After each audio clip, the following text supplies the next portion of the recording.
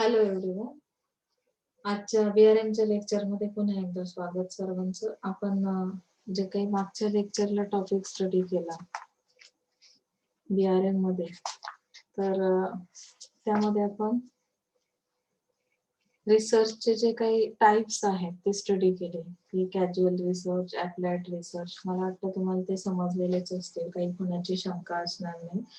तर आपण पुढच्या टॉपिक कडे वळूया. रिसर्च प्रोसेस कशी केली जाते. जनरली मी तुम्हाला आता जेव्हापासून सुरू केला आपण हा टॉपिक, त्यामध्येही सांगितलं होतं की हे जे रिसर्च प्रोसेस आहे त्याच्या काही स्टेप्स दिलेल्या आहेत, म्हणजे स्टेजेस इन रिसर्च प्रोसेस, आणि गुड रिसर्च कसा, त्याचे कॅरेक्टरिस्टिक्स काय आहेत. ओके, सो आपण रिसर्च प्रोसेस कडे वळूया.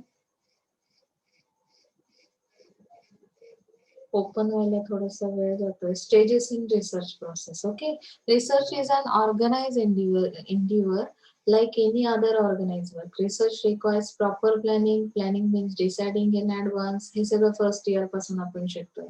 Planning of research means deciding the question or issue to be studied.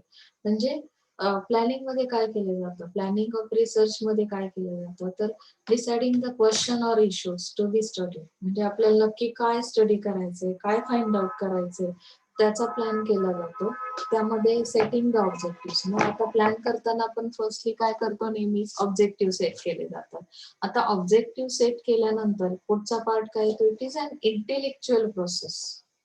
He intellectual process आहे. It requires intellectual curiosity. तुमची बौद्धिक क्षमता किती आहे आणि त्यानुसार तुमच्या क्युरिओसिटीज काय आहेत, तुमचा इंटेलिजन्स कसा आहे, तुमचं इमॅजिनेशन पॉवर कशी आहे, विजन कसं आहे, किंवा knowledge of methodology of research. या सगळ्या गोष्टींनुसार म्हणजे याचा विचार करता आपण त्यानुसार प्लॅन करतोय की planning systematics the research work. It eliminates endless intellectual wandering. म्हणजे काय की यामध्ये डायरेक्शन प्रोव्हाइड केली जाते. It gives a direction to the work and therefore research is a process. म्हणजे ही जी प्रोसेस आहे, यामुळे आपल्याला ते काम करण्यासाठी एक डायरेक्शन मिळते. आता या प्रोसेसमध्ये आपल्याला नक्की काय करायचंय, जसं आता किचनची एखादी प्रोसेस आहे किंवा मेनू आहे, त्यासाठी प्रोसेस असते की नाही. मग त्यामुळे आपल्याला काय मिळते, दिशा मिळते की एक्झॅक्टली फर्स्ट अटेम्प्ट मध्ये आपल्याला कुठलं मटेरियल अपेक्षित आहे, त्या मेनू मध्ये इन्ग्रेडियंट्स कुठले आहेत, ते किती क्वांटिटी मध्ये अवेलेबल असले पाहिजे. तसं रिसर्च मध्ये सुद्धा क्वांटिटेटिव्ह क्वालिटेटिव्ह आहे की नाही रिसर्च, तसंच इथे सुद्धा आपल्याला ह्या प्रोसेसचे बरेचसे फायदे होतात. म्हणून आपल्याला त्या स्टेप समजून घेणं प्रोसेसच्या खूप गरजेचं असणार आहे रिसर्च करताना, की आपल्याला जे फाइंड आउट करायचं आहे, आपल्या ज्या काही इंटेलिजन्स आहे तो आपल्याला इथे वापरायचा आहे. सो इथे तुम्हाला स्टेप्स दिल्यात. आपण डीपली त्याचं एक्सप्लेनेशन बघूया directly. First, identifying and defining the research problem. First मध्ये काय केलं जातं, फर्स्ट प्रोसेस मध्ये बघा, all research begins with a question. Intellectual curiosity is often the foundation for scholarly inquiry. आता क्युरिओसिटी कशामुळे असते, आता सपोज दोन लोकांचा काहीतरी वाद झालाय, थर्ड पार्टीला कळलं, 3 मित्र आहेत असं इमॅजिन करूया. तिसऱ्याला क्युरिओसिटी असते काय, की नक्की वाद कशामुळे झाला, कॉन्फ्लिक्ट कशामुळे झाला हे जाणून घेण्याची. तसं इथे काय आहे की इंटेलेक्च्युअल क्युरिओसिटी आहे. काही गोष्टी एक्झिस्टिंग सिस्टीम सुरू आहे, एकदम ओके सुरू आहे, एखादी प्रोसेस प्रॉपर सुरू आहे, म्हणजे जे काही सोशल इश्यूज असतील, मॅनेजमेंट मध्ये असेल काही सब्जेक्ट्स, पण तरी सुद्धा मला असं वाटतं की हे जर असं नसेल तर काय होईल. म्हणजे काय की काही प्रश्न, क्वेश्चन मार्क्स तुमच्या माइंड मध्ये येतात, त्याला आपण इंटेलेक्च्युअल क्युरिओसिटी असं म्हणू शकतो. आणि मग यामध्ये आपण इन्क्वायरी सुरू करतो, स्कॉलरली इन्क्वायरी. मग आता त्यासाठी पहिली स्टेप काय येते की प्रॉब्लेम ऑर अपॉर्च्युनिटी आयडेंटिफिकेशन. नक्की प्रॉब्लेम काय आहे ते आयडेंटिफाय करायचं आहे तुम्हाला, या सिस्टीम मध्ये नक्की काय प्रॉब्लेम आहे. The necessity of properly identified research problems cannot be emphasized. It is a rightly said that a problem properly defined is half solved. जसं वेल प्लॅन इज हाफ डन असं आपण म्हणतो, तसं प्रॉब्लेम एकदा तुम्हाला फाइंड आउट झाला It is rightly said that problem properly defined is half solved. तुम्हाला मुळात प्रॉब्लेम कळला की तो अर्धा सॉल्व्ह झाला, म्हणजे त्यामध्ये वेल प्लॅन सुद्धा केलेलं असेल मग, की कशा पद्धतीने याच्यावरचे सोल्युशन शोधायचे. प्रॉब्लेमच कळालेला नाहीये की एक्झॅक्टली प्रॉब्लेम मध्ये काय, म्हणजे प्रॉब्लेम मध्ये नक्की तुम्हाला काय, कुठल्या थीम्स आहेत काय. जसं मॅथमॅटिक्स मध्ये येतं की आता काही फायनान्सचे स्टुडंट्स आहेत, ते प्रॉब्लेम सॉल्व्ह करतात. मुळात प्रॉब्लेम समजलेला नसेल तर त्याचं सोल्युशन कसं फाइंड आउट करणार आहोत आपण. सोल्युशन साठी आपण काही प्रयत्न करूच शकणार नाही आहोत. प्रॉब्लेम समजला की त्यासाठी कुठला फॉर्म्युला लागू होतो हे आपल्याला ऑटोमॅटिक समजतं की नाही. तसं आहे हे रिसर्चचं, की रिसर्च मध्ये अगोदर प्रॉब्लेम फाइंड आउट करा, म्हणजे तुम्हाला अर्ध सक्सेस तिथे मिळतं. प्रॉब्लेम काय करा, समजावून घ्या, डिफाईन करा. आता इथे based upon the objective research problem could be in any of the following three areas. मग आता एरियाज दिलेले आहेत त्यांनी, की ऑब्जेक्टिव्ह नुसार रिसर्च प्रॉब्लेम साठी कुठले एरियाज येतात. Exploratory for gathering preliminary information that may help in defining the problem and suggest hypothesis. The major emphasis of exploratory research is on the discovery of ideas. एकदा problem कळण्यासाठी तुम्हाला काय करायचं आहे, की इन्फॉर्मेशन म्हणजे कलेक्ट करता की नाही तुम्ही फर्स्ट अटेम्प्ट मध्ये. आता यामध्ये काय केलं जातं, की इन्फॉर्मेशन थ्रू तुम्ही काय करता, प्रॉब्लेम डिफाईन करता, बरोबर. की नक्की इथे काय प्रॉब्लेम आहे हे तुम्ही थोडं 2-3 जे काही सोर्सेस आहेत ते वापरले, त्यातून इन्फॉर्मेशन कलेक्ट केली आणि त्या एरियाचा प्रॉब्लेम तुम्ही फाइंड आउट केला आणि मग सजेस्ट केलेत हायपोथेसिस. ऑब्जेक्टिव्ह नुसार तुम्ही काय केलं, की इन्फॉर्मेशन कलेक्ट केली. इन्फॉर्मेशन कलेक्ट केल्यानंतर त्यावरून प्रॉब्लेम डिफाईन झाला आणि मग तुम्ही काय सजेस्ट केले, हायपोथेसिस म्हणजे काही गृहीतक, म्हणजेच काय, की पॉसिबिलिटीज तुम्ही ठरवलेल्या आहेत, की कदाचित ह्या प्रॉब्लेमवर हे सोल्युशन असू शकतं, अदरवाईज म्हणजे पॉझिटिव्ह एक सोल्युशन असेल किंवा निगेटिव्ह एक तुमचा अप्रोच असेल. म्हणजे अशा पद्धतीने तुम्ही गृहीत धरलात, की मी जर हा रिसर्च कम्प्लीट केला तर हे हायपोथेसिस त्याचे असतील. समजलं. Major emphasis of exploratory research is on the discovery of ideas. म्हणजे इथे तुम्हाला काय केलं जातात, की आयडियाज जनरेशन जे काही म्हणतो प्रत्येकाचा, आता इंटेलिजन्स इथे वापरला जातो की नाही. रिसर्च प्रोसेस मध्ये इंटेलिजन्सचा फार इम्पॉर्टन्स आहे. मग त्या इंटेलिजन्सच्या बेसवर तुमच्या काही आयडियाज क्रिएट होतात. The idea is to clarify concept and subsequently make more extensive research on them. आणि त्या आयडियाजमुळे काही कन्सेप्टचं क्लेरिफिकेशन, म्हणजे क्लेरिफाय कन्सेप्ट म्हणजे काय, की काही कन्सेप्ट क्लिअर होतात. लक्षात आलं. आणि मग काय केलं जातं, की त्यानुसार आपण एक्सटेन्सिव्ह रिसर्च करायला घेतो. समजतंय. Descriptive which may describe things such as market potential for product or the demographics and attitudes of customer who buys the product. आता डिस्क्रिप्शन कसं काढलं जातं किंवा डिस्क्रिप्टिव्ह मॅटर कसा कळतो, की मार्केट पोटेन्शियल्स काय आहे प्रोडक्ट रिलेटेड. ओके. आणि कस्टमर्स म्हणजे आता डेमोग्राफी स्टडी करताना एज, जेंडर, बरोबर ना, पॉप्युलेशन, ह्या सगळ्या गोष्टी त्यामध्ये येतात. त्याचा स्टडी केला जातो, म्हणजे हा डिस्क्रिप्टिव्ह स्टडी आहे. त्यामध्ये कस्टमरचं ऍटिट्यूड कसं आहे, जे कस्टमर तो प्रोडक्ट बाय करतात त्यांचं ऍटिट्यूड कसं आहे, हे सगळं डिस्क्रिप्टिव्ह मॅनर मध्ये तुम्ही काय करतात, की ह्या डिस्क्रिप्टिव्ह थिंग्स कलेक्ट केल्या जातात. म्हणजे जेव्हा प्रॉब्लेम तुम्हाला फाइंड आउट करायचा तेव्हा एवढी इन्फॉर्मेशन तुमच्याकडे असते. Casual to test hypothesis about cause and effect relationship. आता इथे काय केलं जातं, की कॅज्युअल टेस्ट हायपोथेसिस म्हणजे काय, की या हायपोथेसिस मध्ये आपण कॅज्युअल रिसर्च पाहिलं की नाही, कॉज अँड इफेक्ट रिलेशनशिप दोन फॅक्टर्स आहेत, ते एकमेकांवर कसे इंडिपेंडंट आहेत, की एक फॅक्टर कंट्रोलमध्ये नाही राहिला तर दुसऱ्या फॅक्टरवर त्याचा काय इम्पॅक्ट होतो. म्हणजे हे जे रिलेशनशिप आहे, दोन व्हेरिएबल्स मधलं रिलेशनशिप आहे. तुमच्या रिसर्च मध्ये व्हेरिएबल्स कुठले आहेत हे तुम्हाला एकदा समजलं, फाइंड आउट केलं, एक कॅज्युअल टेस्ट होते आणि त्याचं त्या दोन व्हेरिएबल्स मधलं रिलेशनशिप स्टडी केलं जातं. लक्षात आलं. Once the researcher has identified two or more problems or opportunities, the next question for him is to select the problem based on priority, limited finance and time constraint. Okay. Second stage तुमची काय ते steps involved in defining a problem. आता problem define करताना first point मधलाच हा point आहे. Statement of the problem in a general way. एक statement तुम्ही तयार करता. Understanding the nature of the problem. प्रॉब्लेमचं नेचर काय आहे, सोशल इश्यू आहे की कुठला इश्यू आहे हे तुम्हाला कळतं, नेचर कळतं त्याचं. Surveying the available literature. Survey केला जातो म्हणजे त्या रिलेटेड जे काही साहित्य आहे, म्हणजे आता मॅगझिन्स असतील किंवा काय असतील, तर त्यामध्ये त्याची इन्फॉर्मेशन डेटा त्याचा सर्वे केला जातो.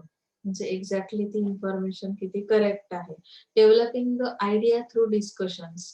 त्यानुसार तुम्ही काय करता की जे सर्वे करताना जे काही डिस्कशन केलं जातं त्यानुसार तुमच्या काही आयडियाज डेव्हलप होतात, की ज्या वेळेस तुम्हाला नेचर कळलंय त्या प्रॉब्लेमचं त्यावर तुम्ही काय केलं, सर्वे केलं त्या लिटरेचरचा. त्यानंतर आयडियाज ज्या मिळाल्या त्या डेव्हलप केल्या तुम्ही डिस्कशनच्या थ्रू. ज्या एरियामध्ये तुम्ही डिस्कशन केलं, represent the research problem into working preposition.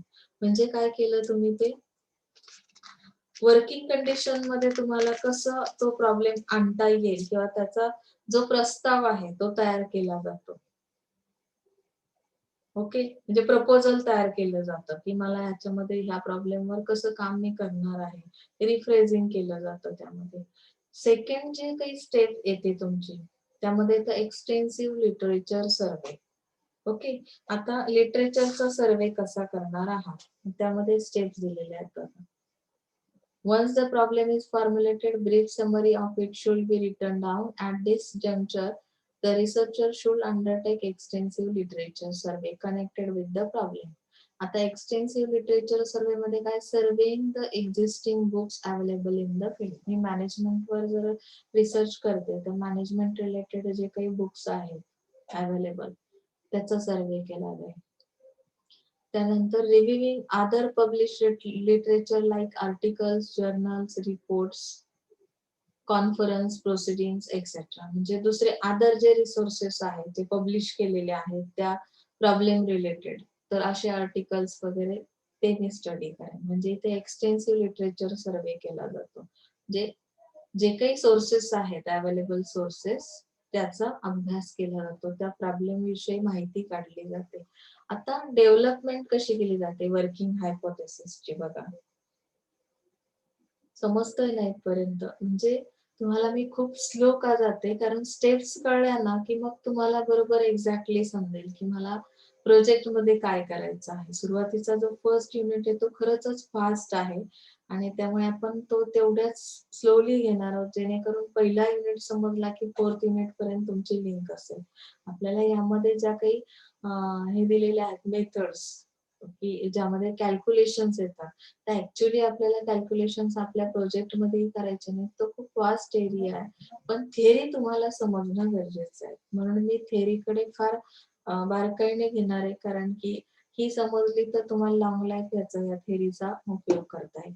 तर डेव्हलपमेंट ऑफ वर्किंग हायपोथेसिस मध्ये त्यांनी काही स्टेप्स दिलेल्या आहेत की डेव्हलपमेंट कशी होते. फॉर्म्युलेट अ हायपोथेसिस. हायपोथेसिस तयार करा. वर्किंग हायपोथेसिस म्हणजे काय की जे ऍक्च्युअल मध्ये होणं पॉसिबल आहे, ज्या पॉसिबिलिटीज काढतो की नाही आपण. आता तुम्ही सांगितलं की मी कदाचित उद्या दिल्लीत जाणार आहे. तुमचं जर शेड्यूल पाहिलं, तुमची सगळं बॅकग्राऊंड स्टडी केलं तर अशी कुठलीच पॉसिबिलिटी नाही की उद्या तुम्ही दिल्लीत जाताय. तुमचं कुठलंही काम नाही, तुम्हाला फॅमिली मधूनही कसा कुठलाही फोर्स नाही, तुमची कंडिशन नाही, सध्या तुमची एक्झाम सुरू आहे असं इमॅजिन करूया आणि तुम्ही हायपोथेसिस काय काढलं की कदाचित मी उद्या मुंबईला किंवा दिल्लीला जाण्याची पॉसिबिलिटी. म्हणजे काय झालं, ते वर्किंग हायपोथेसिस झालं का नाही. पण वर्किंग हायपोथेसिस जे बनवलं जातं त्यामध्ये डेव्हलपमेंट काय करायची की फॉर्म्युलेट म्हणजे हायपोथेसिस तयार करणं. Okay, setup a suitable significance level. म्हणजे इथे काय आहे की सुटेबल म्हणजे काय की जी काही लेवल आहे तिला किती इम्पॉर्टन्स द्यायचं. एखाद्या गोष्टीला. म्हणजे आता आपल्या हायपोथेसिस मध्ये ज्या गोष्टी आहेत, हायपोथेसिस कुठल्या गोष्टींवर ठरवले जातात, मग त्यामध्ये असणारे व्हेरिएबल्स असतील. ओके. मग त्याला किती महत्व द्यायचं, त्याची लेवल ठरवायची आपण. आलं लक्षात? थर्ड थिंग आहे चूज अ टेस्ट क्रायटेरिया. आता इथे टेस्ट कुठली अप्लाय करायची त्याच्यावर.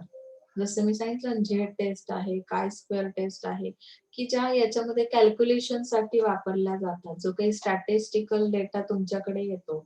स्टॅटिस्टिक्स आपल्याला बिलकुल डीपली जायचं नाही त्याच्यामध्ये. फक्त आपल्याला त्यामध्ये आकडेवारी येते, नंबर्स असतात, एवढंच समजून घेणं तुमच्यासाठी सफिशियंट आहे. म्हणून इथे ह्या टेस्ट चूज करा, की ज्याच्यानुसार तुम्ही काय करू शकता, की मेजरमेंट्स घेऊ शकता किंवा हे जे हायपोथेसिस आहे, हे वर्किंग आहेत का नाही आहेत, हे आपण काय करू शकतो, समजून घेऊ शकतो. कम्प्युट द स्टॅटिस्टिक्स म्हणजे इथे मेजरमेंट्स घ्या ऍक्च्युअली. समजलं? कम्प्युट करणं म्हणजे मेजरमेंट्स घेणं. The role of hypothesis is to guide the researcher by delimiting the area of research and to keep him on the right track. It sharpens researchers' thinking and focuses attention on the more important facets of the problem. It also indicates the types of data required and the type of methods of data analysis. Okay. Preparing the research design. आता research design कशी तयार केली जाते आपण बघूया. It specifies the objectives of the study. म्हणजे इथे specify होतात ऑब्जेक्टिव्ह. आता ते कशा पद्धतीने केले जातात त्यासाठी स्टेप्स दिलेल्या पॉइंट्स आपण स्टडी करूया, म्हणजे मग तुम्हाला लगेच कळेल. आता preparation of the research design appropriate for particular research problem involves usually the consideration of the following.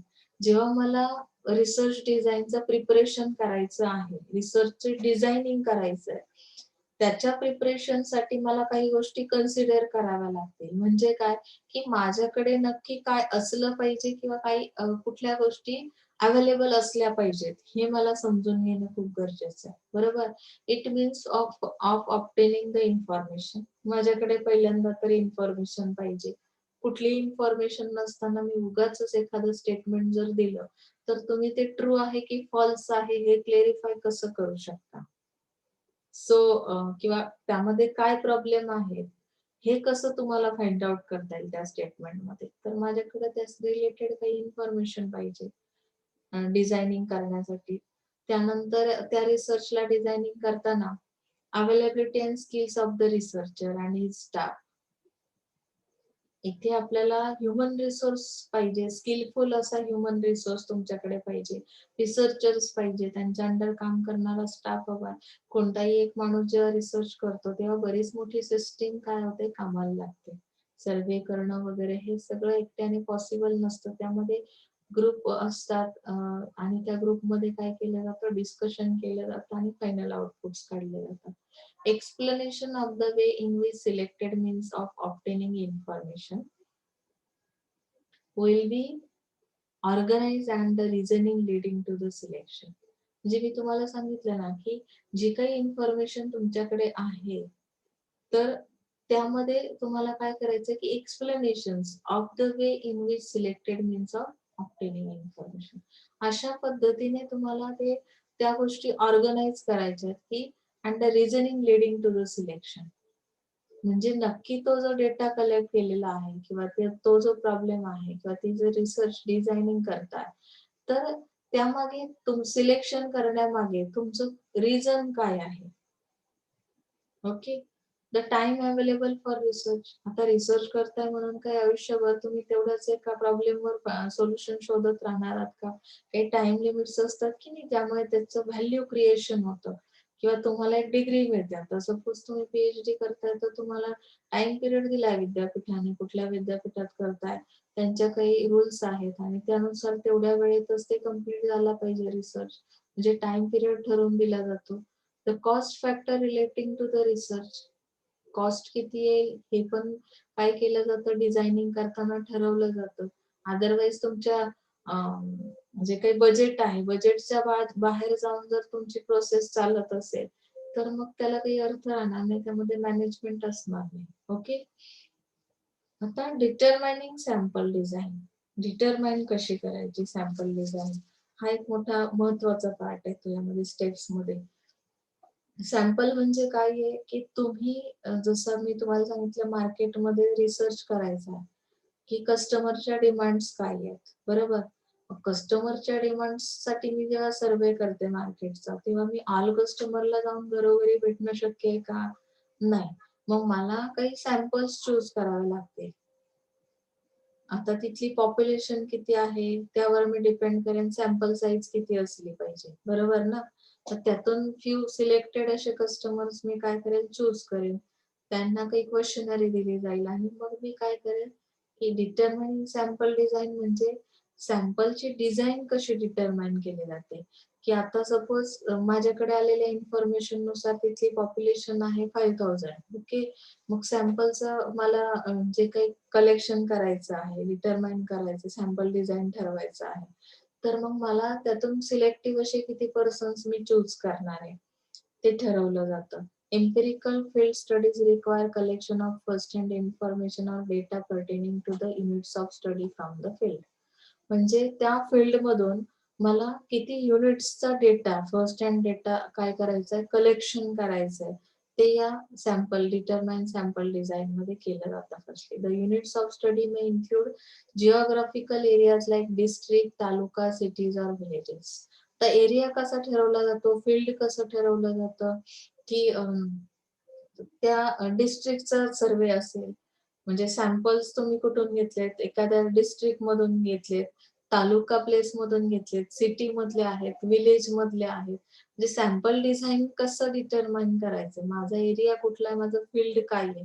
Me rural मार्केटवर जेव्हा एखादा रिसर्च तयार करते, तेव्हा मला ऑब्व्हियसली सॅम्पल्स कुठले घेणं गरजेचं आहे, विलेजेस मधून घेणं गरजेचं आहे.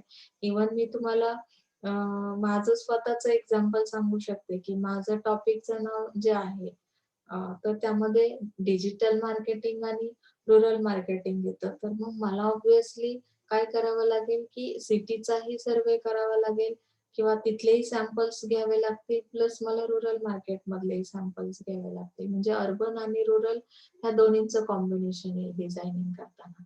वेल selected sampling may reflect fairly accurately the characteristics of the population. आता वेल सिलेक्टेड सॅम्पलिंग म्हणजे काय, की आता सॅम्पल घ्यायचं म्हणजे नक्की कोणाला घ्यायचं. आता क्लासमध्ये जर सपोज आपली स्ट्रेंथ किती आहे SY ची, काय 56, 57 असेल, ओके, किंवा 53, 54 असेल इमॅजिन करूया. तर इथे मला त्यातून काही सॅम्पल्स चूज करायचे आहेत. सॅम्पल्स चूज करताना मग मला सिलेक्टिव्ह असे स्टुडंट्स सिलेक्ट करावे लागतील, की ज्यांच्याकडून मला जो काही डेटा मिळेल कुठल्या एखाद्या प्रॉब्लेम रिलेटेड, की जो मी फाइंड आउट करणार आहे, ज्याच्यावर मी रिसर्च करणार आहे. तर ते कॅरेक्टरिस्टिक्स म्हणजे ते फेअरली अशी इन्फॉर्मेशन मला प्रोव्हाईड करत असतील, ॲक्युरेट अशी इन्फॉर्मेशन प्रोव्हाईड करत असतील, तर कदाचित माझा पुढचा स्टडी पण तेवढाच ईझी काय होईल, त्याची पुढे जाईल. नाहीतर जो डेटा कलेक्ट झालाय सॅम्पल कडून, तर तो तेवढा ॲक्युरसी त्यामध्ये नसेल, तर कदाचित ती डिझायनिंग प्रॉपर होणार नाही ना.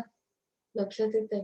मला ज्या स्टेप्स पुढच्या करायच्या आहेत, जी काही माझ्याकडे इन्फॉर्मेशन येते, त्या इन्फॉर्मेशनवरच मी डिझायनिंग करणार आहे. लक्षात आलं? Second aim of sampling is to test statistical hypothesis relating to population. म्हणजे काही स्टॅटिस्टिकल डेटा पण मी कलेक्ट करेन. लक्षात आलंय? म्हणजे हायपोथेसिस कशा आहेत? अगदी तुम्ही स्टॅटिस्टिकल अशा हायपोथेसिस असतील, तर त्यासाठी परत मला सॅम्पल्स चूज करावे लागतील. Collecting the data. आता डेटा कलेक्टिंग कसं होतं बघा. The search for answers to research question is called the collection of data. Search for answers to research question.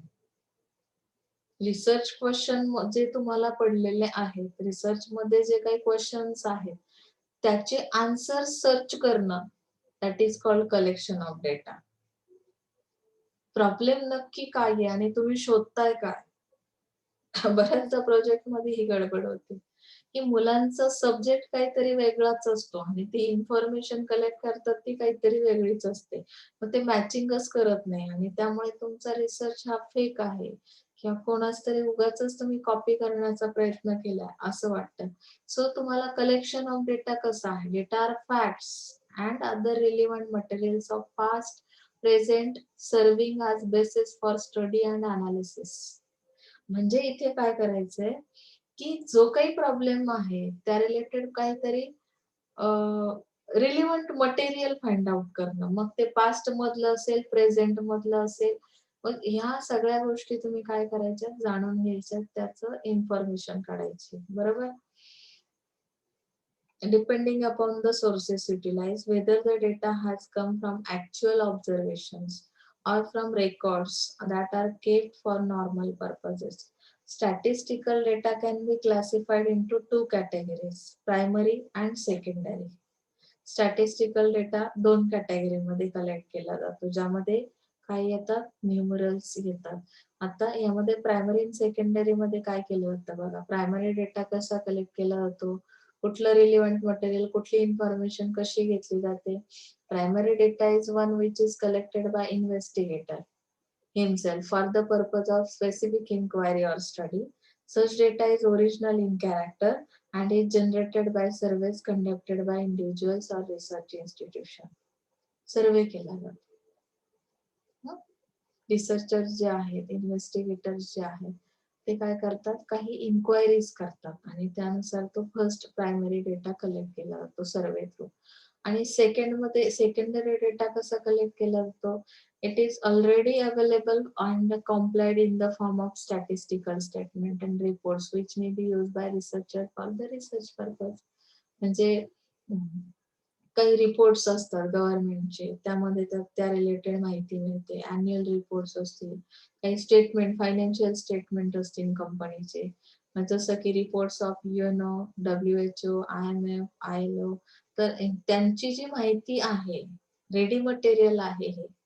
सर्वे मध्ये रेडी मटेरियल नसतं. तुम्हाला सर्वे केल्यावर काय मिळतो, डेटा कलेक्ट केला जातो. सर्वे मग सॅम्पल्स आहेत, सॅम्पल्स म्हणजे फ्यू कस्टमर्स आहेत त्यांच्यावर केला जाईल आणि तो डेटा कलेक्ट केला जाईल.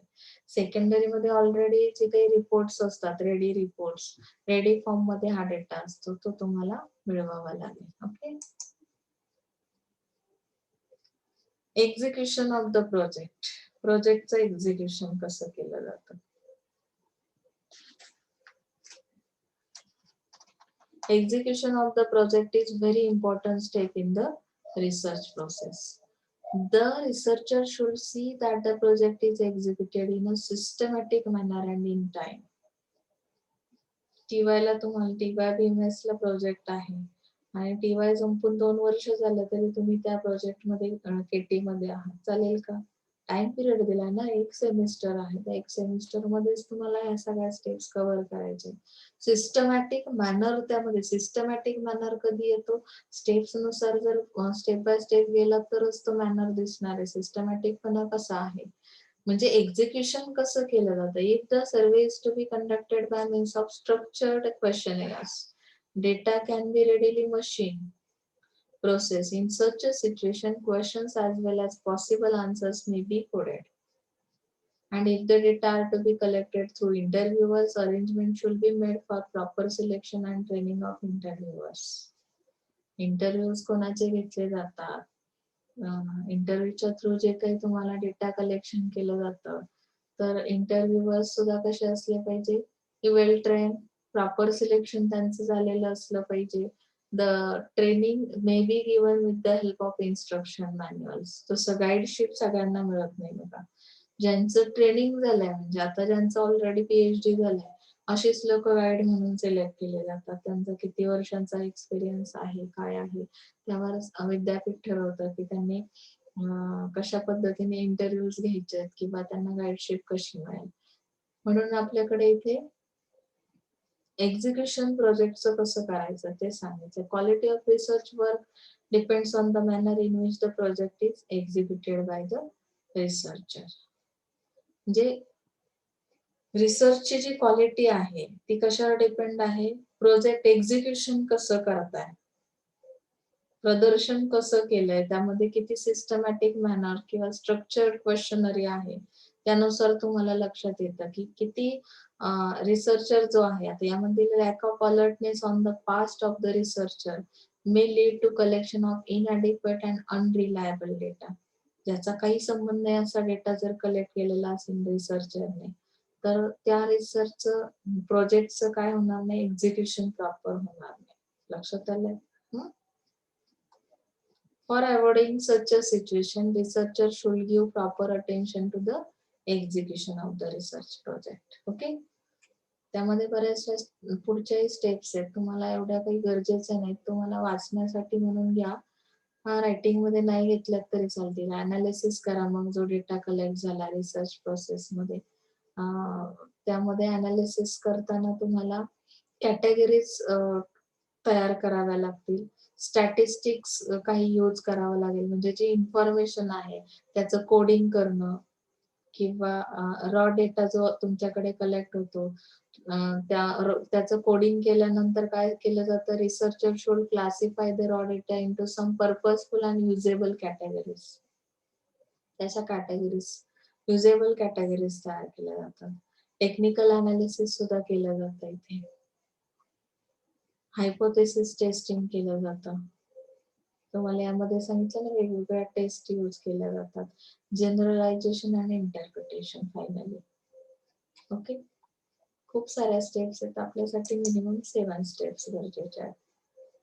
आता features of good research.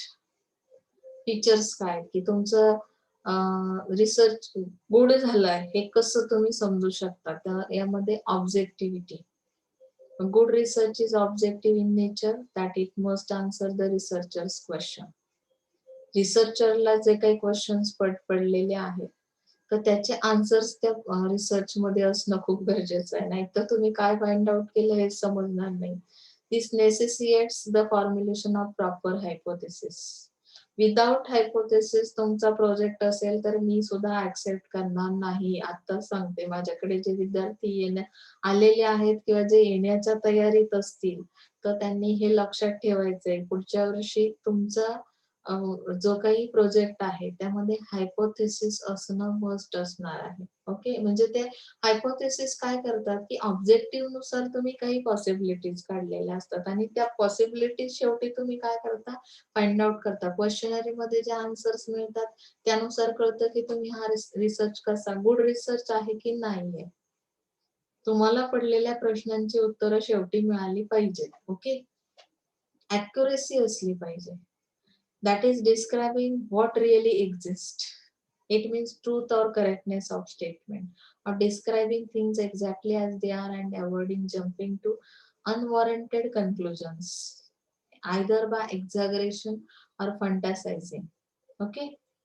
Precision. The term precision means making it as exact as necessary or giving exact number or measurement. म्हणजे काय की गुड रिसर्च मध्ये फीचर्स मध्ये काय सांगितलंय की अचूकता असणं खूप गरजेचं आहे. आपण ओव्हरऑल असे जे कन्क्लुजन काढतो ना तसे चालणार नाही, ते एक्झॅक्ट नंबर्स आले पाहिजे. क्वांटिटेटिव्ह जे काही तुम्ही स्टॅटिस्टिकल डेटा जो काही घेताय तर तो सगळा करेक्ट असणं गरजेचं. तो करेक्ट कसा आहे टेस्ट करण्यासाठीच हा स्टॅटिस्टिकल टेस्टचा वापर केलेला आहे, काय स्क्वेअर टेस्ट किंवा झेड टेस्ट अशा. ओके, त्यामध्ये दिलंय one avoids colourful literature and वेग मिनिंग्स. तुम्ही यामध्ये जे काही लिटरेचर आहे ते कलरफुल नसावं किंवा वेग अशा मिनिंग्स त्याचे निघता कामा नये. म्हणजे परफेक्शन प्रत्येक गोष्टीमध्ये, स्टेटमेंट मध्ये परफेक्शन, स्टॅटिस्टिकल नंबर्स जे काढताय किंवा एक्झॅक्ट नंबर ते असले पाहिजे, मेजरमेंट्स घेता आले पाहिजे मुळात त्याचे. ओके, जे स्टेटमेंट आहे त्याचं मेजरमेंट. नाहीतर आम्ही खूप जेवण केलं होतं, खूप मध्ये काय येतं, मेजर करता येण्यासारखं आहे का ते? नाही. मी 2 डिश श्रीखंड खाल्लेला आहे, एक पुरणपोळी खाल्लेली आहे. मी काय केलं की मेन्शन केलं तिथं ज्या काही फॅक्ट्स आहेत, ज्या काही कंडिशन्स आहेत, त्या ज्या थिंग्स आहेत त्या मेजरमेंट घेण्यासारख्या असल्या पाहिजे, तेव्हा तो गुड रिसर्च ठरू शकतो. सिस्टमॅटिक म्हणजे काय की वेल प्लॅन स्टेप्स असल्या पाहिजे, नाहीतर कुठेही काही डेटा टाकून दिलेला आहे आणि फायनली मॅडम लास्टला क्वेश्चनरी असते, आम्ही क्वेश्चनरीचं पेज चिटकावून आणतो. ती क्वेश्चनरी 10 लोकांकडून 10 क्वेश्चन काढलेले असतात. असं चालणार नाही. तुमचा टॉपिक काय आहे, तुमचं ऑब्जेक्ट काय आहे, तुमचे हायपोथेसिस काय आहेत आणि क्वेश्चनरी काय याचा संदर्भ लागला पाहिजे. So it must be systematic. Okay. Logical असल्या पाहिजेत काही गोष्टी. Logical reasoning. आता this implies that research is guided by the rules of logical reasoning and the logical process of induction and deduction are of great value in carrying out research. Okay. Induction is the process of reasoning from a part to the whole, whereas deduction is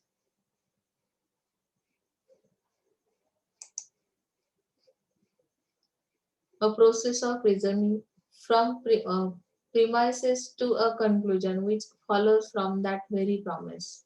In fact, logical reasoning makes a research more meaningful in the context of decision making. Logics तुमचे किती develop झालेले आहेत, conclusion वर तुम्ही कसे आलात, कुठले reasons तुम्ही दिलेत एखाद्या प्रोसेसच्या मागे. आपण म्हणतो ना की इथे काही लॉजिकच लागत नाहीये. म्हणजे काय होत नाही की संदर्भच कळत नाही, कसं रिलेशन तुम्ही लावलंय. जसं कॅज्युअल रिसर्च असेल तर तुम्हाला कुठल्या फॅक्टर्स इंडिपेंडंट आहेत हे कळलं पाहिजे. जर तुम्ही तुमचा प्रॉब्लेम काय आहे, स्टेटमेंट काय देताय, त्यामध्ये व्हेरिएबल्स कुठले आहेत, याचा कशाशीच कशाचा संबंध लागत नसेल तर ते लॉजिकच कळणार नाही. म्हणजे इथे लॉजिकल रिझनिंग हा जो पार्ट आहे की तो काय करतो की मिनिंगफुल असं कंटेक्स्ट तयार केलं जातं आणि त्यामुळे तुम्ही डिसिजन मेकिंग करू शकता. काहीतरी फायनल वर तुम्ही निर्णयावर येता की नाही. कशाचीच कशाचा संदर्भ नसेल तर मी फायनल कन्क्लुजन, मी पूर्ण गोष्ट सांगितली, स्टोरी पूर्ण सांगितली आणि त्या स्टोरीमध्ये जे काही मी पार्ट्स घेतले होते किंवा ऍक्टर्स होते, त्या ऍक्टर्सचा नक्की एकमेकांशी काय रिलेशन होतं आणि मला जर विचारलं की याला तुम्ही टायटल द्या या स्टोरीला, तर कसं देणार आहे मी टायटल? नाही देऊ शकत ना. टायटल तर मॅच होणं व्हायला पाहिजे ना, कारण मला ती पूर्ण गोष्टच कळत नाही, रिझनिंगच कळत नाही. लॉजिकल रिझनिंग काय आहे ते डेव्हलप करता आलं पाहिजे, ते मिनिंगफुल असलं पाहिजे. कंट्रोल हा एक गुड रिसर्चचा पार्ट आहे. इथे कुठल्या फॅक्टर्स, कुठले व्हेरिएबल्स कंट्रोलमध्ये आहेत, कुठले नाहीत, ते पण तुम्हाला एक्सपेरिमेंटने किंवा इथं सांगितलं this is the basic technique in all scientific experimentation, allowing one variable to vary while holding all other variables constant. म्हणजे कुठले व्हेरिएबल्स कॉन्स्टंट ठेवलेत, कुठले व्हेरिएबल्स कसे आहेत म्हणजे व्हॅरिड आहेत, तर हे तुम्हाला कळलं पाहिजे. कुठले एलिमिनेट करणं गरजेचं आहे. सिस्टीमच कंट्रोलमध्ये नसेल तर तुमचं कन्क्लुजनच निघणार नाहीये. तुम्ही म्हणाल बाय चान्स एखादा व्हेरिएबल मध्येच गायब होतो मॅडम, कॉन्स्टंटच राहत नाही. बायर सेलर असे 2 प्रकार आहेत तुमच्या ह्याच्यामध्ये. असे व्हेरिएबल्स आहेत. सेलर कुठल्याही वेळी कसाही रिस्पॉन्स देतो. असं करून चालेल का? मी एखादी जर त्याच्यासाठी स्ट्रॅटेजी अप्लाय केलेली माझ्या रिसर्च प्रोसेसमध्ये, तर त्या स्ट्रॅटेजीवर तो स्टेबल राहायला पाहिजे ना. तो स्टेबल नसेल राहत तर कंट्रोलमध्ये नाहीये. म्हणजेच तुमचं फायनल कन्क्लुजन निघणारच नाही. हायपोथेसिस करेक्ट आले पाहिजे ना, possibilities. Generalizability. Good research should be able to generate almost the same result by using an identical methodology.